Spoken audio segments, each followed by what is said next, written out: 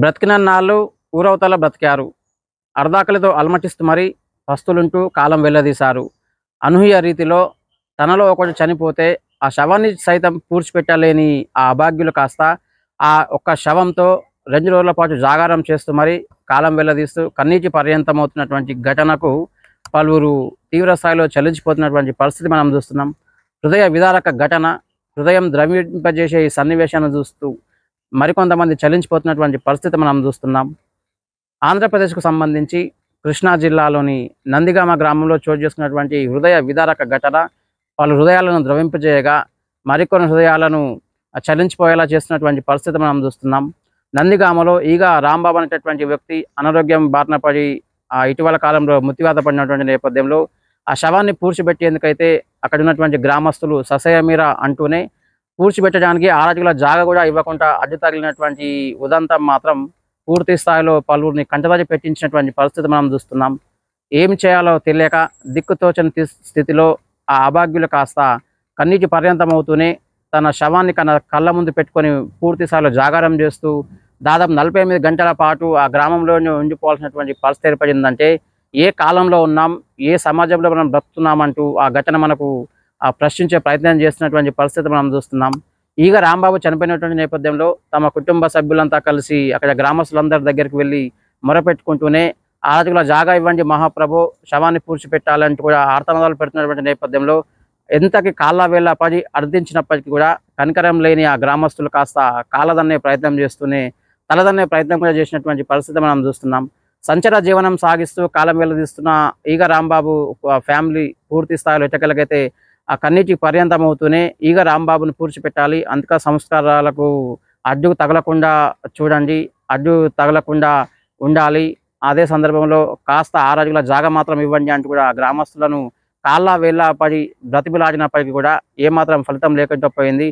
కారణం ఏంటంటే తక్కువ కులం, తక్కువ జాతి వారు అనేటటువంటి ఒక అపోహతోంచి, ఒక అక్కసుతోంచి ఆ గ్రామస్తులంతా మూకుమ్మడిగా ఒకే తాటిపైకి వచ్చి మరీ కనికరం చూపకుండానే తమ మానవత్వాన్ని కోల్పోయి విచక్షణ రహితంగా దుర్భాషలాడమే కాకుండా వారందరినీ తలదన్నే ప్రయత్నం చేశారు. కాళ్ళదన్నే ప్రయత్నం చేసినటువంటి నేపథ్యంలో అధికారులే సైతం నివ్వెరపోయినటువంటి పరిస్థితి మనం చూస్తున్నాం. చేసేదేమి లేక అక్కడ ఉన్నటువంటి అధికార యంత్రాంగం అంతా వెనుదిరిగినటువంటి నేపథ్యంలో వారు వెళ్ళిన తదుపరి అనంతరం కూడా అక్కడ ఉన్నటువంటి మృతుని కుటుంబీకులు మాత్రం గ్రామస్తులతో మొరపెట్టుకునే ప్రయత్నం చేశారు. కాళ్ళ వేళ్ళ పడి బ్రతిమలాడే ప్రయత్నం కూడా చేశారు. కనికరం కోల్పోయినటువంటి వారంతా, విచక్షణ కోల్పోయినటువంటి వారందరిని చూసి నిస్సాయ స్థితిలో ఏమి చేయాలని దుస్థితికి చేరుకున్నటువంటి ఆ మృతుని కుటుంబ సభ్యులు మాత్రం ఎట్టకేళ్ళకైతే ఏకరువు పెడుతూనే 2 రోజుల పాటుగా ఆ శవంతోనే జాగారం చేసినటువంటి ఉదంతం పలువురిని కంటతడి పెట్టిస్తున్నటువంటి పరిస్థితి మనం చూస్తున్నాం. ఇదంతా గమనించినటువంటి పరిణామక్రమంలో ఒక రైతు మాత్రం తన మానవత్వాన్ని చాటుకున్నారు.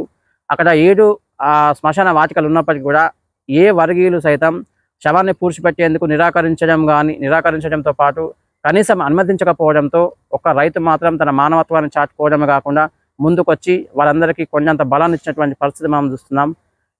అక్కడ ఉన్నటువంటి ఏ సామాజిక వర్గీయులు కూడా ముందుకు రాకపోవడంతో మానవత్వం కూడా చాటుకోలేనటువంటి పరిణామ క్రమంలో ఆ ఒక్క రైతు మాత్రం తన మానవత్వాన్ని చాటుకొని ఒక మనిషిని నిరూపించుకుంటూనే ఆ సంచార జీవనం సాగిస్తున్నటువంటి ఆ కుటుంబీకులలో ఒకరు చనిపోతే ఈగ రాంబాబు అంతిమ సంస్కారాల కోసం అతన్ని పూడ్చిపెట్టడం కోసం తన పొలంలో 6 అడుగుల జాగా ఇచ్చి తన మానవత్వాన్ని చాటుకున్నటువంటి నేపథ్యంలో అక్కడ ఉన్నటువంటి గ్రామస్తుల తీరుదెన్నులతో పాటు అదే సమయంలో ఆ రైతు ఆ మానవత్వం కూడా పూర్తి స్థాయిలో ప్రదర్శించబడినటువంటి పరిస్థితి మనం చూస్తున్నాం.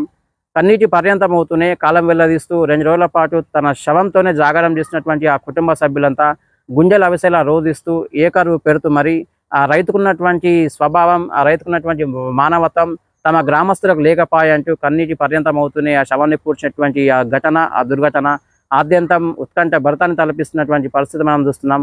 పలువురు కంటతడి పెట్టించే సన్నివేశం అని చెప్పాలి.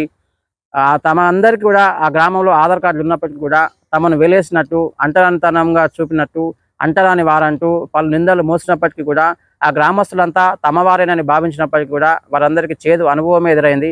ఉన్నప్పుడు అంటరానితనాన్ని ప్రదర్శించిన వారు మనిషి పోయాక కూడా అంటరానితనమైంది. అదే సందర్భంలో మానవత్వం కూడా కోల్పోవడం ఏందంటూ కూడా మృతుని కుటుంబీకులు అయితే ఘోషించి ప్రశ్నించే ప్రయత్నం చేస్తున్నటువంటి పరిస్థితి మనం చూస్తున్నాం. బతికినంత కాలం అంటరానితనం పేరుతో వెలేసినట్టు తాము జీవనం గడిపినప్పటికీ కూడా ఇలాంటి కక్షపూరితమైనటువంటి ధోరణి ఏంటి? తాము కూడా గ్రామస్తులమే కదా, తమకు కూడా ఆధారాలు ఉన్నాయి కదా, తమకు కూడా ఆధార్ కార్డులు ఉన్నాయి కదా, మరి తాము ఎందుకు వెలివేయబడ్డామంటూ కూడా వారి అంతరంగం మాత్రం ఆ గ్రామస్తులందరినీ ప్రశ్నించే ప్రయత్నం చేస్తుంది. అదే సందర్భంలో నిలదీసే ప్రయత్నం చేస్తుందని చెప్పాలి. ఏ కరువు పెడుతూనే కన్నీటి పర్యంతం అవుతూ తమలో ఒకడు చనిపోతే అతన్ని పూడ్చిపెట్టేందుకు 2 రోజుల పాటు శ్రమించి అదే శవంతో, అదే మృతదేహంతో 2 రోజుల పాటు జాగారం చేసినటువంటి ఆ కుటుంబీకుల ఆర్తనాదాలు, ఆ ఘోషలు అన్నీ కావని చెప్పాలి. ఏ సమాజంలో బతుకుతున్నాం, ఎలాంటి వారితో బతుకుతున్నాం, ఈ కాలంలో కూడా కుల మతాలు ఏంటి, అంటరానితనం ఏంటి, తక్కువ జాతి తక్కువ కులం ఏంటి అనేటటువంటి ప్రశ్నలు తలెత్తుతున్నటువంటి పరిస్థితి మనం చూస్తున్నాం. కృష్ణా జిల్లాలో జరిగినటువంటి ఘటన ఆ ప్రాంతాల్లో ఇప్పటికీ మరీ ముఖ్యంగా మారుమూల ప్రాంతాల్లో అంటరానితనం నేటికి అమల్లో ఉంది. అదే సందర్భంలో కొంతమందిని దరికి చేరనివ్వడం లేదు. మరికొంతమంది పూర్తి స్థాయిలో విచక్షణ కోల్పోయి, మానవత్వాన్ని కోల్పోయి పూర్తి స్థాయిలో మరికొంతమందిని అంటనట్టుగా ముట్టినట్టుగా దూరం పెట్టే ప్రయత్నం చేస్తున్నారంటూ కూడా ఈ ఘటన మనకు చెప్పగానే చెప్తుంది. పూర్తి స్థాయిలో గుండెల విసల రోధిస్తున్నటువంటి ఆ కుటుంబ సభ్యుల ఆర్తనాదాలు అన్నీ కావు. బ్రతికినంత కాలం ఊరికి వెలిసినటువంటి బతికిన వారంతా ఇవాళ మనిషి చనిపోతే కూడా ఊరందరూ విచక్షణ కోల్పోవడంతో పాటు మానవత్వాన్ని సైతం చూపకుండా కనికరం లేని ఆ హృదయ స్పందనను చూస్తూ వాళ్ళంతా అవాక్కవుతున్నాయి. అదే సందర్భంలో కన్నీటి పర్యంతం అవుతూ మరి తమలో ఒకటి చనిపోతే పూడ్చిపెట్టేందుకైతే ఒక రైతు పెద్ద మనసు చాటుకొని మానవత్వంతో ముందుకొచ్చి మరి ఆరోగ్యంలో జాగేసినటువంటి నేపథ్యంలో ఆ రైతు చేసినటువంటి కృషిని, ఆ రైతు అందించినటువంటి అపన్న హస్తాన్ని చూస్తూ వారంతా మురిసిపోతున్నాయి. అదే సందర్భంలో ఆ గ్రామస్తుల తీరుతెన్నులను ఎండగట్టే ప్రయత్నము చేస్తున్నారు. మానవత్వం మంట కలిసిన వేళ మనిషి మధ్య దూరం పెరుగుతూ అదే సందర్భంలో బాంధవ్యాలు, బంధుత్వాలు, అనుబంధాలు, పరస్పర సహకారం కూడా నేటికి కొరవడుతూనే ఉందంటూ ఈ ఘటన మనకు సజీవ సాక్ష్యంగా నిలుస్తూనే చెప్తున్నటువంటి పరిస్థితి మనం చూస్తున్నాం.